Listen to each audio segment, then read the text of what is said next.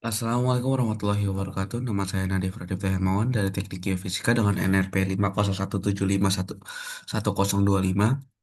Hari ini saya akan menjelaskan di chapter 12 yaitu sumber daya geologi.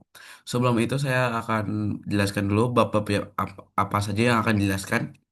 Yang pertama itu hubungan dengan sistem bumi, pengantar sumber, daya energi yang berisi batu bara, minyak gas, minyak minyak bumi dan gas alam, metana batu bara, minyak minyak mentah, berat dan pasir, minyak pasir, pasir minyak, batu minyak, uranium dan energi, geotermal, sumber energi terbarukan. Lanjut ke bab sumber daya logam, bahan yang berisi bahan tambang yang terbentuk melalui proses vulkanik, bahan tambang yang terbentuk melalui proses permukaan.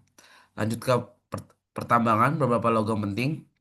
Lanjut ke bab sumber daya non logam, bahan bangunan pokok dan endapan, garam lainnya sumber daya non logam lainnya.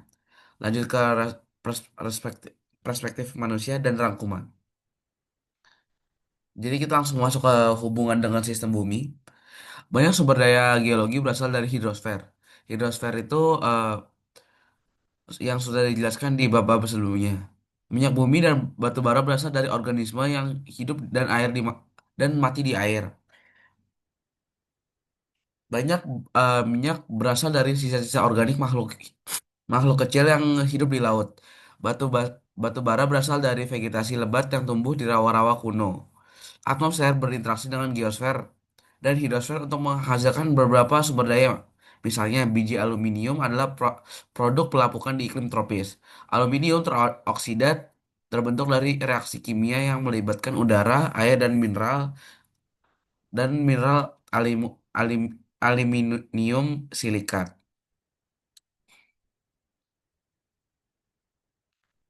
Nah, kita masuk ke perkenalan. Sumber daya geologi menopang kehidupan dan paling mendasar sumber daya ini adalah tanah dan air. Peradaban industri bagaimanapun menarik berbagai sumber daya yang jauh lebih besar dari bumi. Dalam banyak hal, kehidupan modern kita telah bergantung pada lusinan jenis bahan bumi yang berbeda sebagai esensial dari batu bara yang menggerakkan menggerakkan listrik ketika hingga eropium yang menyediakan pigmen merah yang kita gunakan untuk keseimbangan warna di layar televisi dan monitor komputer kita. Nah, lanjut ke lanjut tidak termasuk tanah dan air yang kita bahas di tempat lain dalam buku ini, kami mengelompokkan sumber daya geologi ke tiga kategori umum, yaitu sumber energi, sumber logam, dan sumber bahan. Contohnya sumber daya energi adalah minyak bumi dan uranium. Sumber daya logam seperti biji biji besi dan sumber daya non logam itu termasuk batu bangunan dan kerikil kerikil jalanan.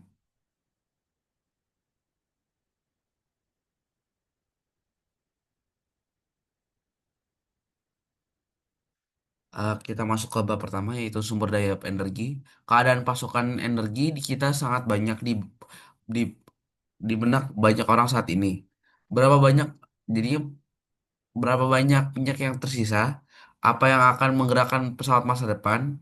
Apakah ekonomi hidrogen baru sedang dalam perjalanan? Untuk menjawab pertanyaan-pertanyaan ini, pertama-tama penting bagi kita untuk memikirkan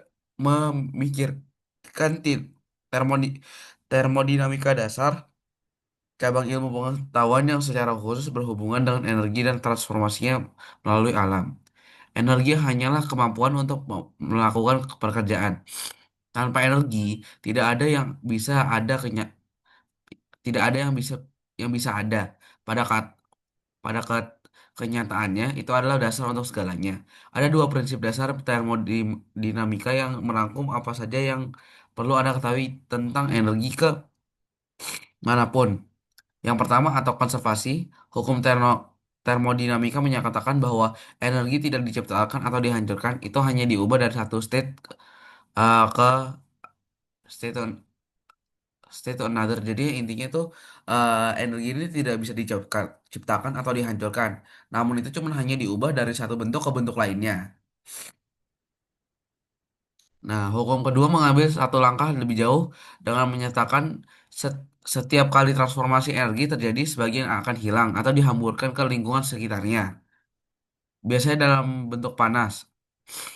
Secara teoritis dimungkinkan untuk mengumpulkan semua energi yang terhampar ini dan memusatkannya kembali untuk digunakan. Tetapi untuk melakukannya akan membutuhkan lebih banyak energi input energi dan tidak akan masuk akal secara ekonomi. Nah, sebagai contoh adalah mesin mobil menggambarkan pembuangan energi dengan baik. Motor sudah cukup panas untuk dioperasikan untuk waktu yang lama. Pada hari-hari musim dingin, Anda dapat memanfaatkan sebagian limbah panas ini untuk menghangatkan kompartemen penumpang Anda. Efisiensi hanyalah ukuran beberapa energi yang benar-benar digunakan untuk melakukan pekerjaan yang berguna versus energi yang dihemburkan ke lingkungan. Meskipun mobil sangat membantu kami dan membawa kami berkeliling, mereka adalah sebenarnya pengguna energi yang tidak efisien. Mesin pembakaran internal konveksi hanya sekitar 10-15% hemat energi. Lanjut ke yang ke pertama yaitu batu bara. Sekarang mari kita terapkan prinsip-prinsip termodinamika ini untuk mempelajari geologi salah satu sumber kita yang paling penting yaitu batu bara. Bayangkan lingkungan pesisir berawa dalam suasana tropis. Sinar matahari yang menyaring melalui perpohonan yang tenang ke air yang gelap dan tergenang di bawahnya, memberikan energi untuk fotosintesis untuk terjadi bahkan dalam bayang-bayangan. Kurang dari 22% dari semua sinar matahari yang mengenai banyak dedaunan di hutan gerah ini sebenarnya mendorong reaksi fotosintesis. Jadi Anda mungkin menganggap tanaman sebagai pengguna energi yang tidak sangat sangat tidak efisien, terlepas dari semua keberhasilan biologisnya. Tetapi, jumlah energi yang sederhana ini cukup untuk membuat hutan tumbuh subur dan mendukung jaringan kompleks kehidupan terestrial melalui rantai makanan. Materi tumbuhan menyimpan energi dan diserap dalam ikatan molekul, menyatukan molekul hidrokarbon, blok bangunan selulosa dan jaringan tumbuh lainnya. Nah, ini adalah bentuk dari reaksi fotosintesis, yaitu CO2 ditambah H2O menjadi CH2O2. Nah, ini reaksinya. Aduh. Ketika tanaman mati, ia akan mudah membusuk di atmosfer dan energi matahari yang tersimpan akan kembali ke atmosfer. Reaksi yang terjadi selama peluruhan adalah pada dasarnya kebalikan dari reaksi fotosintesis dengan oksigen bereaksi dengan jaringan mati untuk melepaskan gas yang sangat menyengat. Tetapi jika materi tanaman mati mengendap ke dalam air yang tergenang dan kekurangan oksigen dan terkubur oleh sedimen, ia mengambil energi matahari yang tersimpan bersamanya. Pada waktunya energi yang diwariskan mungkin menjadi lebih terkonsentrasi karena molekul dan tanaman mati terurai menjadi bentuk yang kurang kompleks. Di bawah tekanan dan panas, sisa-sisa pabrik fosil berubah menjadi batu bara.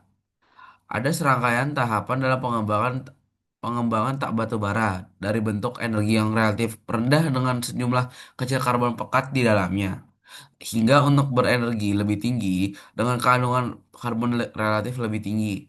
Semakin banyak karbon yang ada, semakin mudah terbakar dan diinginkan secara ekonomi batu bara. Tahap awal pengembangan batu bara dimulai sebagai tikar dari bahan tanaman yang padat, kenyal, lembab, dan tidak konsolidasi yang disebut di- yang pada gambar 21.1 yaitu disebut gambut. Apalagi apabila kering, gambut boleh dibakar sebagai bahan bakar seperti di kerajaan dan Roma kerajaan Romawi kuno dengan pemadatan gambut berubah menjadi lignit padat yang mungkin masih mengandung potongan kayu yang terlihat.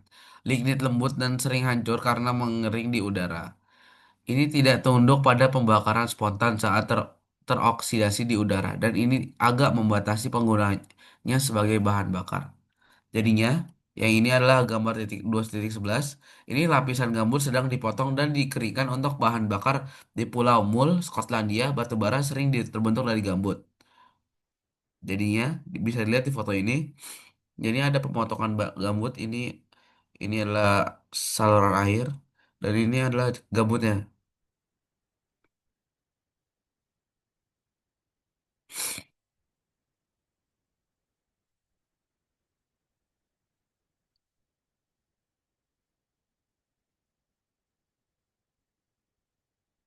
Batu bara sub subitonemus dan batu bara bitumen berwarna hitam dan sering dipita dengan lapisan bahan tanaman yang berbeda, yaitu pada gambar 21.2. Mereka berebut untuk ditangani mudah menyala dan terbakar dengan menyala api berasap. Antrasit, batu bara keras atau perikat batu bara tertinggi memiliki energi matahari tersimpan paling terkonsentrasi, sulit dinyalakan tetapi bebas debu dan tidak berasap. Jadinya di gambar ini adalah batu bara tertanam dengan batu pasir. Jadi sesuai penjelasannya, uh, lapisan itu bahan bakar yang berbeda. Jadi ini berlapis-lapis oleh beberapa batu-batuan dengan batu pasir. Jadi ada batu bara dan batu pasir yang selalu yang membuat sebuah lapisan seperti kue.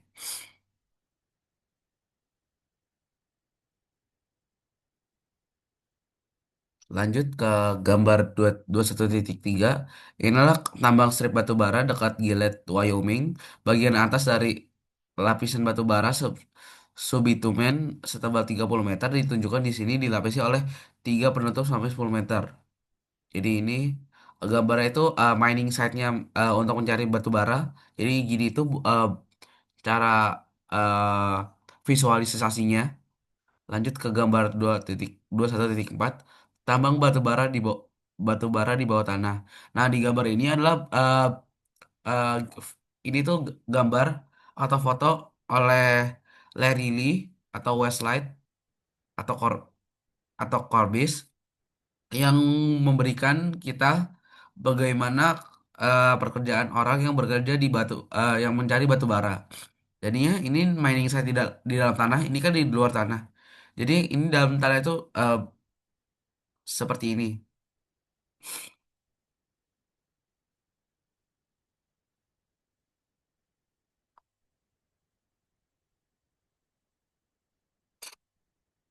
Nah, sumber daya adalah istilah yang digunakan untuk menggambarkan jumlah total materi geologi tertentu yang berpotensi menarik ekonomi, baik ditemukan atau tidak. Sumber daya dapat diukur secara langsung melalui penambahan atau pengeboran. Sumber menjadi tiga, yaitu sumber daya terukur, ditunjukkan, dan terbukti, atau hanya disimpulkan berdasarkan tebakan geologis yang masuk akal dan pemodelan statistik, disimpulkan tidak terbukti atau hipotesis, atau sumber daya spekulatif. Ukuran sumber daya yang tidak terbarukan tidak berubah seiring waktu. Ini adalah nilai yang tetap dan dapat ditentukan secara teoritis. Bagian dari sumber daya yang telah ditemukan dan dapat diekstraksi secara ekonomi dan hukum disebut cadangan. Tidak seperti sumber daya. Ukuran cadangan umumnya berubah setiap saat, tergantung pada bagian faktor. Misalnya, penambangan atau pengeboran suatu zat menyebabkan cadangan menyusut, terutama jika tidak ada penemuan yang baru yang dibuat kenaikan upah dan penurunan harga pasar dapat membuatnya terlalu mahal untuk melanjutkan penambangan, yang juga mengurangi ukuran cadangan.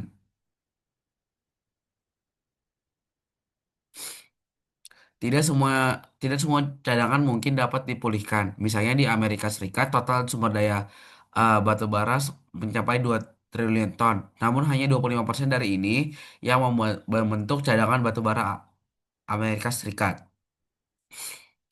Jadinya di gambar 15 ini 21.15 faktor-faktor penting dalam klasifikasi cadangan sumber daya. Jadinya sumber daya jika dicari, maksudnya dicari ada dibagi dapat dijadikan sebuah kotak ini, yaitu yang berisi dengan cadangan yang bisa dipakai dan tidak dapat tidak dapat dicadangkan, yang ini tuh sumber. Jadinya misalnya kita mendapatkan sebuah sebuah mining site, misalnya dihitung 100%. Nah, yang bisa digunakan secara ekonomi itu tuh eh yang secara ekonomi itu hanya 30%. Selain itu cuma hanya sumber. Dan 20% itu 30% itu bisa dipecah lagi, ada yang bisa digunakan yaitu sebagai cadangan, ada yang tidak bisa dicadangkan juga.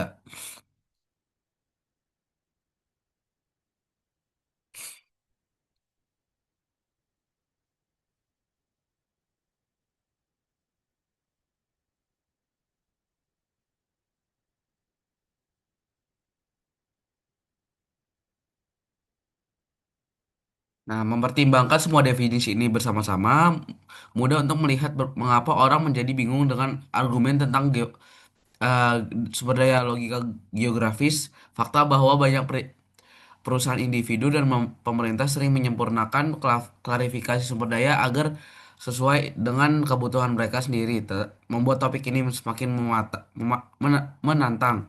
Namun, istilah-istilah ini sangat penting dalam dunia bisnis. Apakah seorang investor akan mengeluarkan uang untuk mengembangkan tambang, pe- mengebor sumur, atau mengeksplorasi lebih lanjut tergantung pada sejauh mana prospek geologis mampu mengungkap struktur dan serta kerak, dan sejauh mana cadangan yang teridentifikasi benar-benar dapat dipulih.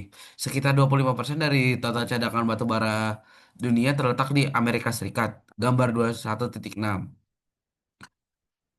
Selanjutnya di Rusia yaitu 20-25%, dan Cina dan India membentuk 25% lainnya. Jadi ini kan 25%, 25%, 25%, dan 25% lainnya itu dari negara-negara lain. Nah, di gambar 21.6 ini, jadi ini ladang batu bara Amerika Serikat Alaska juga memiliki batu bara dari Survei Geologi Amerika Serikat. Jadinya ini banyak inilah foto geografi atau sebuah pemetaan di mana uh, su- mining site di batu bara di Amerika Serikat terjadi. Jadi itu ada bagian di tengah sini, beberapa di pojok kiri, dan banyak di sebelah kanan. Minyak bumi dan gas alam.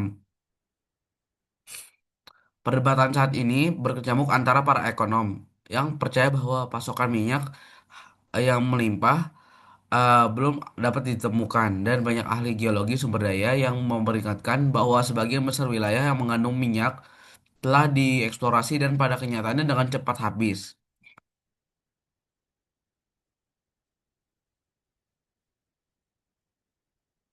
Banyak sumber daya geologi berasal dari hidrosfer, setelah seperti apa yang sudah dijelaskan. Minyak bumi dan batu bara berasal dari organisme yang hidup dan mati di air. Banyak minyak berasal dari sisa-sisa organik makhluk kecil yang hidup di laut. Batu bara berasal dari vegetasi lebat yang tumbuh-tumbuh di rawa-rawa kuno. Jadi bisa dibedakan. Jadinya minyak itu sisa-sisa organik makhluk kecil, sedangkan batu bara itu dari vegetasi.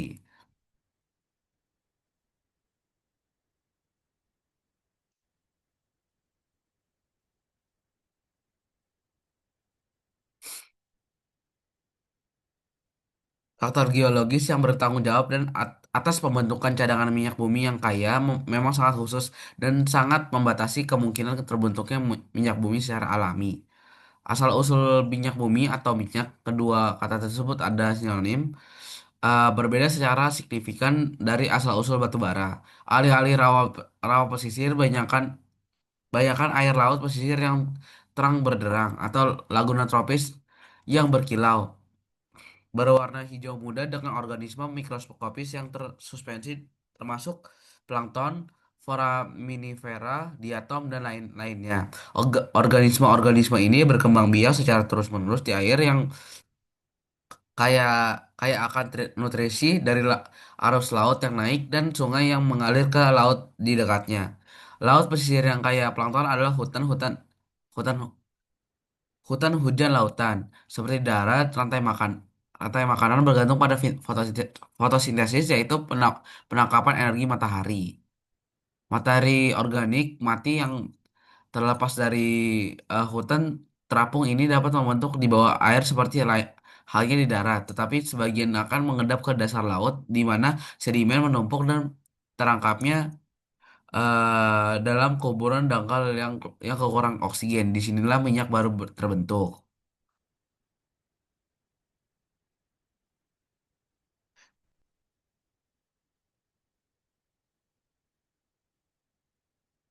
Basin-basin ini dipisahkan dari lautan yang lebih luas oleh bukit-bukit bawah air yang lembut, disebut silts laut. Tidak boleh disamakan dengan silts vulkanik.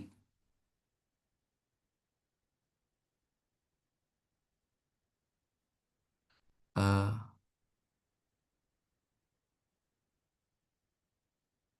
jadinya ada gambar 21.7 ini bisa dijelaskan sebagai, jadinya itu basin laut tertentu nutrisi dapat menjadi sangat konsentrasi. Jadinya itu eh, eh, b- basin-basin ini sangat tergantungan oleh air. Jadi yang di 21.7 A yaitu yang ini, jadinya tuh aliran masuk ini menggeser air yang ke lebih dalam, memaksakannya ke arah laut melintasi sehingga dasar laut yang membawa semua nutrisi dan materi organik harus harus bersamanya. Dasar lembab menjadi gurun nutrisi yang tidak akan menghasilkan endapan minyak. Jadi itu karena airnya selalu bergerak ke sini dan semakin rendah nu- eh, nut- nutrien-nutrien yang ini itu akan terbawa arus. Jadinya itu tidak akan membuat minyak di sini. Lanjut ke 21.7 B yaitu yang ini. Sampah organik mungkin tersapu oleh arus masuk ini nih. Jadi kan uh, ada sebuah sungai yang mendorong ke arah lautan sini. Jadinya sampah organik mungkin tersapu oleh arus arus sungai ini, tapi hanya sementara. Materi organik segera jatuh kembali ke bawah, terjebak ke dalam cekungan karena arus tidak cukup untuk membawa partikel dalam suspensi jauh. Sedimen dari mulut sungai mengalir melintasi dasar cekungan mengunci sebagian besar sampah ini di tempatnya. Sebuah perangkap nutrisi yang sempurna terbentuk cadangan minyak di masa depan. Jadinya tuh karena ada air di sini nih, kan dia mau mengeluarkan air, ada, nah ya ini. Jadi kan air bergerak ke sini. Nah, ini kan arah ke sini. Ini tuh ada eh nutrisi di sini kan. Nah, jadinya tuh air ini akan hanya mendorong, tapi air ini nggak bisa keluar kayak keluar ke sini. Jadinya tuh dia akan akan tetap di situ. Ditambah oleh ada, kan karena ada depo pergerakan air lainnya, maksudnya sedimen-sedimen lainnya. Jadi ini akan dibawa oleh sungai dan akan dideposisi di daerah sini juga. Jadi akan semakin ditebalkan. Perangkap nutrisi hanyalah langkah pertama dalam pembentukan minyak batu bara. Selanjutnya, hidrokarbon yang terkubur harus dipanaskan cukup untuk terurai atau terpecah menjadi molekul yang lebih sederhana yang berguna untuk keperluan manusia. Proses ini terjadi akibat penguburan sedimen anoksik bersama dengan subsiden isostatik, seperti di bawah delta sungai atau sepanjang tepi benua pasif.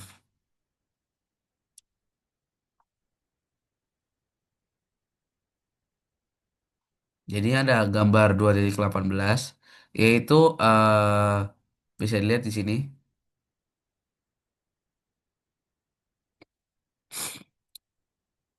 Bisa bisa dijelaskan jika saya jelaskan teksnya.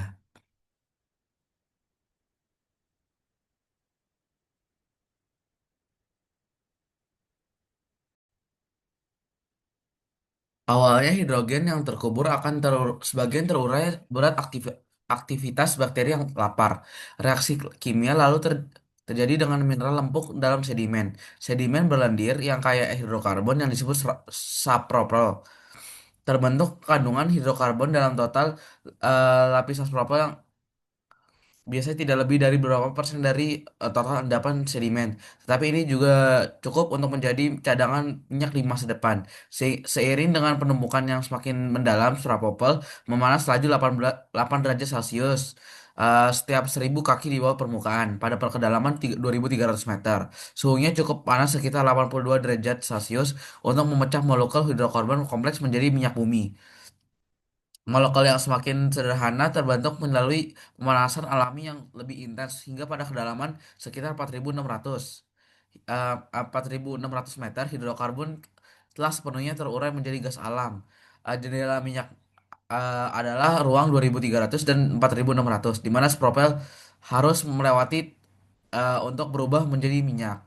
Jadinya tuh di sini ada gambar di mana ini air. Ini tuh lapis hidrogen hidrokarbon yang seperti yang dijelaskan setiap 1.000 meter eh, setiap 1.000 kaki itu pemanas sebesar 82 derajat. Jadinya tuh yang ini yang itu ada 2.300, 4.600. Nah, kedalaman 4.600 dan selebihnya hidrokarbon itu terurai secara sempurna yang menjadi gas natural, gas alam dan nah di celah ini di antara 2.600 sama 4.600 sekitaran ini semua hidrokarbon itu terpecah menjadi minyak atau petroleum window di foto ini. Setelah minyak bumi terbentuk, ia selanjutnya terus akumulasi dalam dalam konsentrasi yang dapat dibor dan pompa. Di bawah terkondisi pengeboran yang dalam, tekanan dengan mendorong cairan ke atas ke dalam batuan permeabel di atasnya dan cairan tersebut mungkin terus bermigrasi hingga ke permukaan untuk keluar dari bumi. Sebagian rembesan tar dan minyak atau beras. Penggunaan minyak pertama kali dalam menyediakan mortar atau batu bata lumpur di Sumeria kuno memanfaatkan situs-situs seperti itu di gambar 2139. Jadi di gambar 2139 ini orang setelah melihat pemakaian dari minyak atau rembesan tar yaitu dipakai pada Sumeria kuno sebagai mortar. Mortar itu batu bata lumpur yang biasanya digunakan untuk eh, perang yang sepengetahuan saya. Nah, pancaran minyak tidak mengandung cukup banyak minyak untuk menarik minat dalam ekonomi modern. Sebaliknya, geolog minyak mencari lokasi di mana minyak-minyak yang meresap di ke atas konsentrasi di lokasi tertentu di bawah tanah. Konsentrasi ini berkembang dengan mudah di wilayah di mana aktivitas tektonik telah mendistorsi batuan sedimen tua, misalnya di sepanjang tepi pasif yang menjadi aktif karena konversi lempeng yang terjadi kemudian. Para geolog berusaha mengidentifikasi tiga fitur spesifik sebelum pengeboran, yaitu satu, batuan sumber, yang kedua batuan reservoir, dan yang ketiga perangkap struktural. Nah, yang ini tuh di mencegah migrasi minyak bumi lanjut ke atas yaitu gambar 21.10. Jadinya eh jadinya ini adalah banyak-banyak fitur-fitur spesifik yang dibutuhkan oleh para geolog, yaitu ada jadi itu gambarnya lah. Jadi ini ada source rock, reservoir rock, oil rock, trap rock, dan natural gases.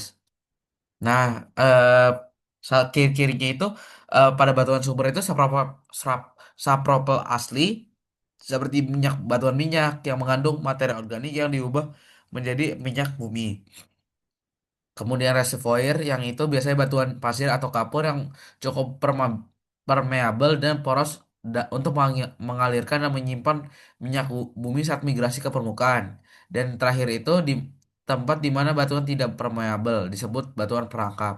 Jadinya setelah dilihat ini batuan sumber yaitu batuan-batuan yang ada sumbernya itu reservoir ox atau oil reservoir di sini. Nah, kemudian jadi itu di sini tuh bisa Jadinya misalnya ini kan batuan sumbernya nih. Nah, kemudian itu mereka tuh singgah di reservoir rock atau di air reservoir sini sebelum keluar ke permukaan. Nah, trap rock ini adalah perangkap struktural.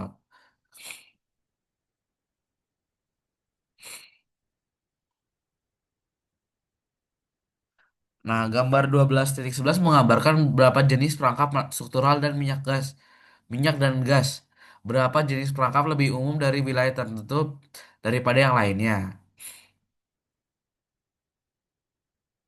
Ketika minyak dan air terdapat bersama dalam lapisan pasir terlipat, tetesan minyak yang lebih ringan dari air naik melalui pasir permeable menuju puncak lipatan. Di sana minyak dapat terjebak oleh batuan serpi yang tidak permeable di atas batuan reservoir pasir. Karena gas alam lebih ringan daripada minyak, gas tersebut mengumpul dalam kantong di bawah di bawah tekanan tinggi di atas minyak. Penting untuk diingat bahwa kolam berlapis cairan ini tidak mengisi ruang kosong bawah tanah seperti gua yang tergenang air, tetapi hanya mengisi semua ruang pori pori dalam batuan sedimen yang sangat permeabel. Jadinya di 2.11 ini adalah jenis-jenis atau tipe-tipe perangkap struktural. Ini ada satu, ada anticline. Ini ada air, ini ada minyak dan atasnya ada gas. Lanjut ke normal fault, load atau patahan. Di sini ada patahan, jadi ada air di sini, air lanjut di sini, dan minyaknya itu di sini. Lanjut ke thrust fault seperti ini. Sandstone lenses seperti sebuah kantong-kantong kecil. Lanjut ke eh, sandstone pinch out ke un- terus ke unconformity ke ketujuh ada small reef atau patch reef. Yang terakhir adalah salt dome.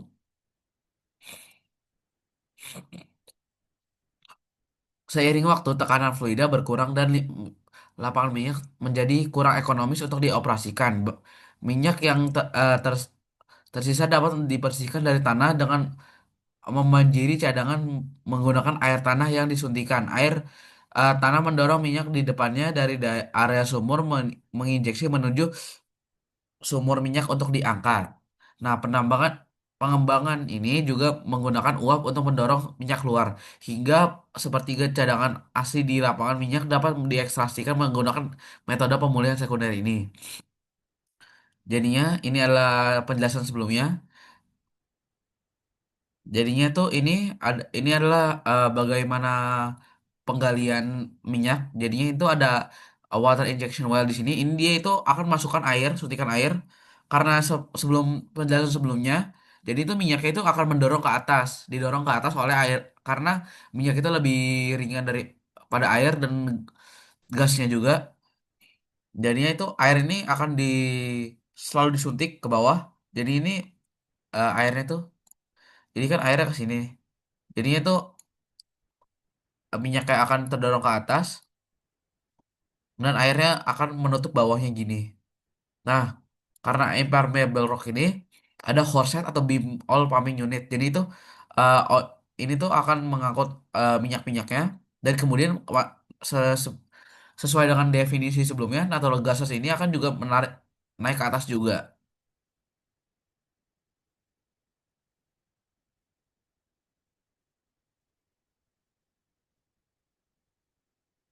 Nah, di gambar 21.13 ini adalah semua area di di Amerika Serikat yang menghasilkan atau mencoba menghasilkan minyak minyak.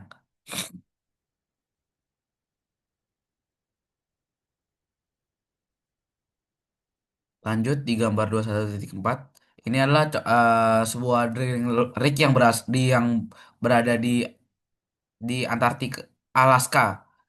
Jadi tidak cuman di eh, bagian bumi yang dekat ekuator, atau bagian bumi yang tidak dingin, namun di tempat-tempat dingin seperti Alaska juga menghasilkan minyak.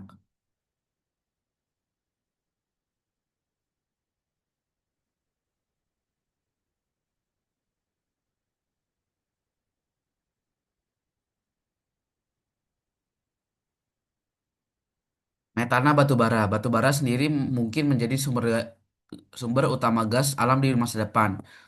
Saat batu bara terbentuk, air dan gas alam dalam bentuk metana terangkap dalam pori-pori halus, rongga, dan retakan yang menghiasi dan menyebar di dalam batu bara. Mengeluarkan air menurunkan tekanan dan melepaskan gas dalam jumlah besar. Batu bara dapat menyimpan 6 hingga 7 kali lebih lebih banyak gas daripada batuan yang setara di lapangan gas atau alam biasa. Masalah timbul terkait air yang dibuang selama proses pompa. Air batu bara menjadi lebih asin semakin dalam endapannya dan pembuangan air asin ke daerah aliran sungai permukaan secara serius merusak kualitas air. Pasokan air tanah juga dapat kontaminasi selama ekstraksi gas bagaimanapun terdapat jumlah yang signifikan gas batu bara Amerika Serikat. Minyak mentah berat adalah minyak bumi yang padat dan kental. Meskipun dapat mengalir ke dalam sumur, laju alirannya terlalu lambat untuk dianggap ekonomis. Akibatnya, minyak mentah berat tidak dimasukkan dalam perkiraan cadangan dan sumber daya minyak ringan atau minyak biasa. Minyak minyak mentah dapat dibuat mengalir lebih cepat dengan menyuntikkan uap atau pelarut ke dalam sumur. Dan jika dapat diekstraksi, dapat diolah menjadi bensin dan banyak produk lainnya seperti halnya minyak ringan. Asal-usul minyak mentah berat dan pasir minyak tidak mesti. Mereka mungkin terbentuk dari minyak biasa jika komponen yang lebih ringan hilang akibat penguapan atau proses lainnya. eh, rembesan pasir, rembesan pasir minyak dan aspal di permukaan bumi seperti Rancho La Brea, eh, Rancho La Brea Tar Pits di Los Angeles kemungkinan terbentuk dari penguapan minyak. Namun beberapa minyak mentah berat dan pasir minyak ditemukan kedalaman 4.000 meter di bawah tanah.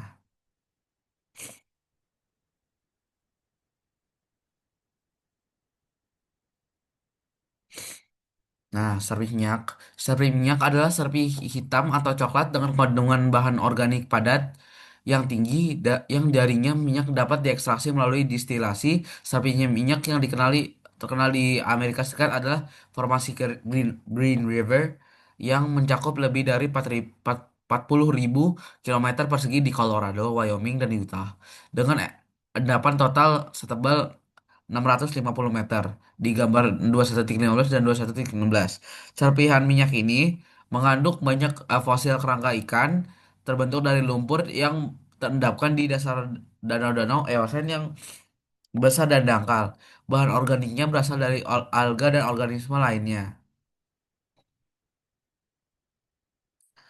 Serpihan minyak dengan kadar relatif rendah di Montana mengandung 180 miliar barel minyak yang dipulihkan dalam bentuk serpi yang harusnya ekonomis untuk ditambang karena kandungan vanadium, nikel, dan senya yang tinggi. Oleh karena itu, serpi minyak berpotensi dapat memasok minyak dalam jumlah lebih besar di masa depan seiring menipisnya cadangan minyak bumi cair kita.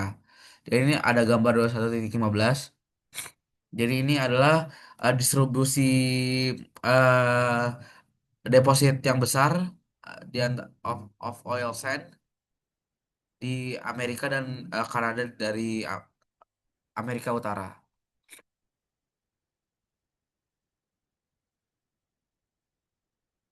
Jadinya di gambar 2116 ini adalah eh, sebuah cliffs eh, yaitu ada oleh minyak mentah yang berat eh, dek- dekat area yaitu Rival, Colorado. Lanjut ke uranium. Uranium logam yang menggerakkan reaktor nuklir dapat sebagai pitch blende sebagai pitch blend oksid. Oksida uranium hitam yang ditemukan di urat hidrotermal atau terumumnya di Amerika Serikat sebagai karmorit kuning. Oksida kompleks terhidrasi yang ditemukan sebagai intrusasi pada batuan sedimen. Air tanah dengan mudah mengangkut uranium teroksidasi yang sangat mudah terlarut. Bahan organik uh, mereduksi uranium membuatnya relatif tidak tidak larut sehingga uranium mengendap bersama batuan organik. Endapan fosforit organik asal laut di Idaho dan Florida juga mengandung uranium. Uranium tidak terlalu konsentrasi tapi endapannya begitu besar sehingga secara keseluruhan mengandung uranium dalam jumlah yang substansial. Serpi hitam Devon di Amerika Serikat bagian timur juga mengandung uranium. Serpi ini sebenarnya merupakan serpi minyak berkadar rendah. Di gambar 21.15, uranium dapat diperoleh dari fosforit atau sapi sebagai produk sampingan atau operan penambangan lainnya. Penggunaan uranium saat ini adalah untuk menyediakan daya daya bagi reaktor nuklir pembangkit listrik, meskipun uranium juga digunakan untuk membuat puluhan ribu hulu ledak nuklir selama Perang Dingin. Beberapa kapal angkatan itu juga menggunakan uranium untuk menggerakkannya.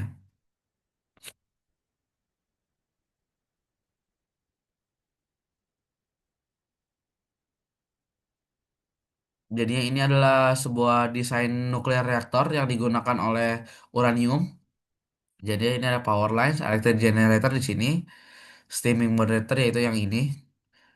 eh ini operasi dari BWR atau boiling water,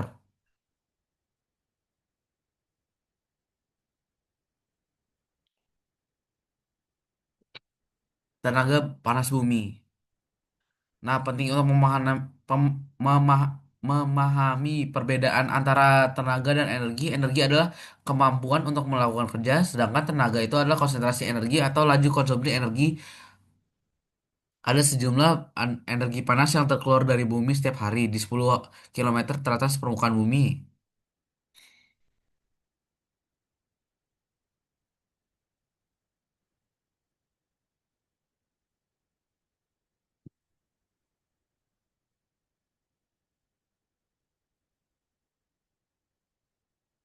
Sulit untuk menentukan apakah apakah energi panas bumi dapat disebut sebagai bentuk energi terbarukan atau tidak, mengingat sumber daya ini mudah habis seperti kebanyakan pembangkit listrik di dunia. Energi panas bumi harus dianggap sebagai energi tak terbarukan.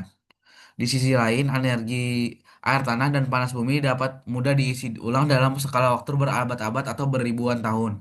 Dan seberapa tempatnya tampaknya terdapat pasukan bumi yang diekstraksi tanpa henti. Namun tidak seperti bahan bakar fosil, energi panas tidak dapat diangkut ke seluruh dunia. Di beberapa negara termasuk wilayah Amerika Serikat, air panas bumi menyediakan panas sekaligus listrik. Air panas disebut melewati pipa dan dinding untuk menghangatkan interior rumah atau pemanas ruangan dan bahkan digunakan langsung di kamar mandi dan keran di 21.18. Jadi itu 21.18 ini ada gambar yaitu uh, geothermal station itu tempat geotermal yang berada di Reykjavik, Iceland, yang mengaku yang mengekstraksi air panas dalam air, eh, mengekstraksi eh, air air panas di dalam tanah yang digunakan untuk warga sekitar untuk memanaskan rumah-rumah masing-masing.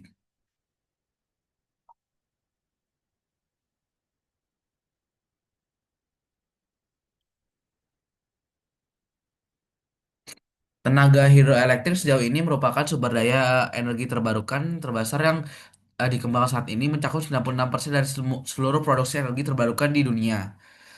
Tenaga hidroelektrik menyediakan 3% energi dan 11% listrik yang dikonsumsi di Amerika Serikat.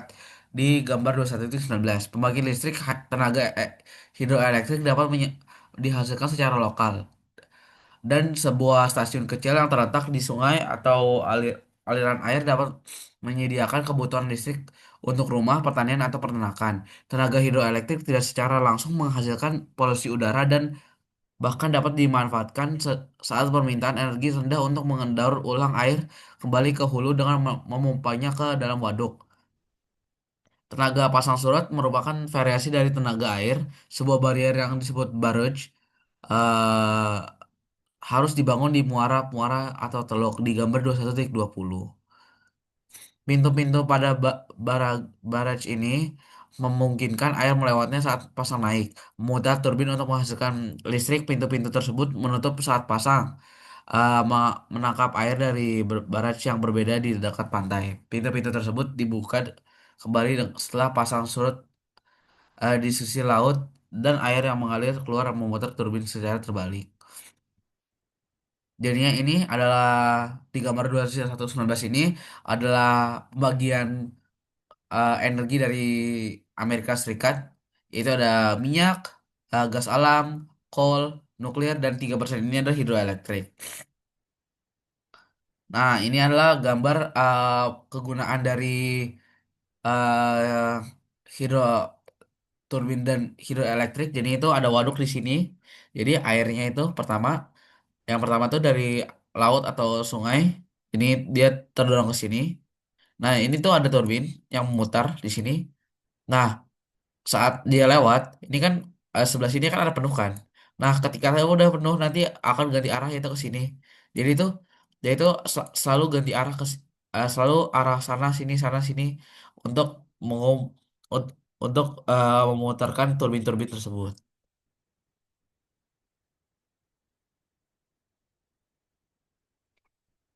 Pengendapan kristal terjadi ketika mineral yang terbentuk awal mengkristal dan mengendap di dasar magma yang berdingin.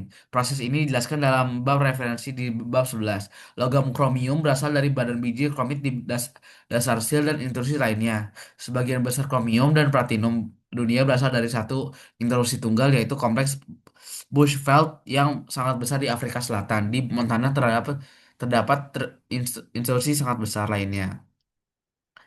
Jadinya ini adalah 21.11 yaitu mineral pembentuk awal seperti kromit yang mengendap melalui magma untuk berkumpul berlapis-lapis di bagian bawah kusen pendingin. Nah, cairan hidrotermal yang dibahas pada bab 15 adalah sumber terpenting dari endapan biji logam selain besi dan aluminium. Air panas dan cairan lainnya adalah bagian dari magma itu sendiri, disuntikkan ke dalam pedesaan di sekitar selama tahap terakhir kristalisasi magma pada gambar 21.22. Atom seperti tembaga emas yang tidak masuk ke dalam kristal feldspar yang tumbuh dan mineral dalam pluton pendingin terkonsentrasi secara residual dalam magma kaya air yang tersisa. Akhirnya larutan panas yang kaya akan logam dan silika bergerak ke batuan pedesaan untuk membuat endapan biji. Sebagian besar biji hidrotermal adalah sulfida logam, sering dicampur dengan kuarsa susu. Asal-usul belerang diperdebatkan secara luas.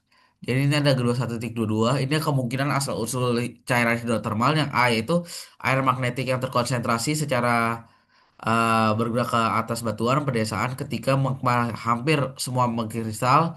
Yang kedua, air tanah menjadi dipanaskan oleh magma dan sirkulasi di konvektif diatur.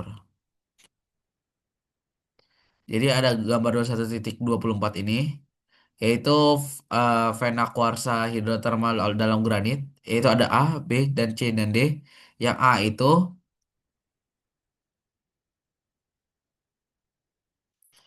metamorfisme kontak dapat diciptakan biji-biji tungsten, tembaga, seng, perak, dan logam lainnya di batuan negara. Batuan negara dapat dihilangkan seluruhnya atau sebagian dan diganti oleh dengan biji.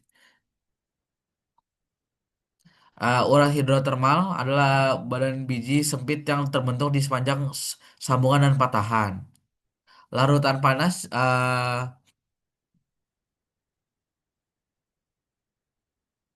Larutan panas juga dapat membentuk endapan tersebar di mana mineral biji sulfida logam didistribusikan dalam konsentrasi yang sangat rendah melalui volume batuan yang besar. baik di atas maupun di dalam Pluton. Mata air panas di darat mungkin mengandung sejumlah besar logam terlarut. Yang lebih mengenaskan adalah mata air panas di dasar laut, yaitu di gambar yang ini. Yang ini adalah biji besi berpita usia 2250 juta tahun dari Michigan. Lanjutnya di gambar 26 ini,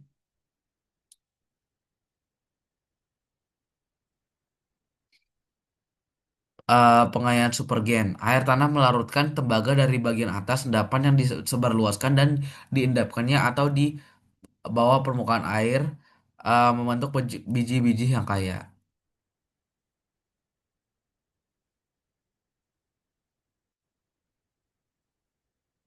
Seperti dalam kasus batu bara, penambang menggunakan teknik permukaan dan biji bawah tanah untuk mengekstraksi mineral biji, yaitu gambar 2.17 ini. Jadinya, inilah prosesnya. Penambangan strip pemindahan besar-besaran area tanah yang luas dan tutup bagian dangkal telah disebut sehubungan dengan lapisan batu bara. Jadi ini ada 21.27, yaitu jenis ranjau, yaitu bawah tanah, lubang terbuka, lubang terbuka, strip dan placer. Jadi ini dalam tanah itu membuat sebuah lubang di sini, dan ini strip mining. Lanjutnya, ini 21.28, ini desain tambang dasar yang khas. Jadi itu sebuah rancangan mining site, itu ada yang bawah tanah, ada pula juga yang open pit dan lain-lainnya. Di gambar 2119 ini beberapa titik logam biji yang berada di Amerika Serikat. Lanjut ke 21.30. Tembaka terbuka ini adalah mining site yang seperti yang sudah dijelaskan, yaitu open mining yang terbuka.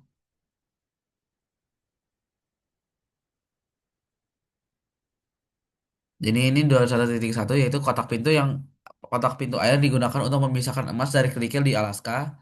Lanjut 21.2 itu penambang hidrolik untuk emas di Alaska. Yang terakhir itu alat penggalian emas memisahkan emas dari kerikil, yaitu menggunakan mesin atau seperti ini.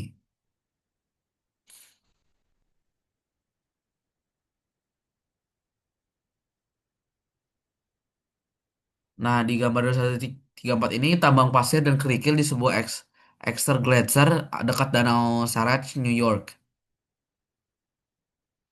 Lanjut ke 21.35 ini.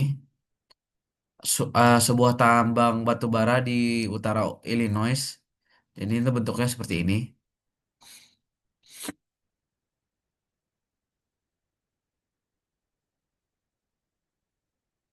Nah, itu adalah sebagai penjelasan saya tentang geological resource atau sumber daya geologi. Maaf bila saya ada perkataan yang salah. Saya ucapkan terima kasih. Assalamualaikum warahmatullahi wabarakatuh.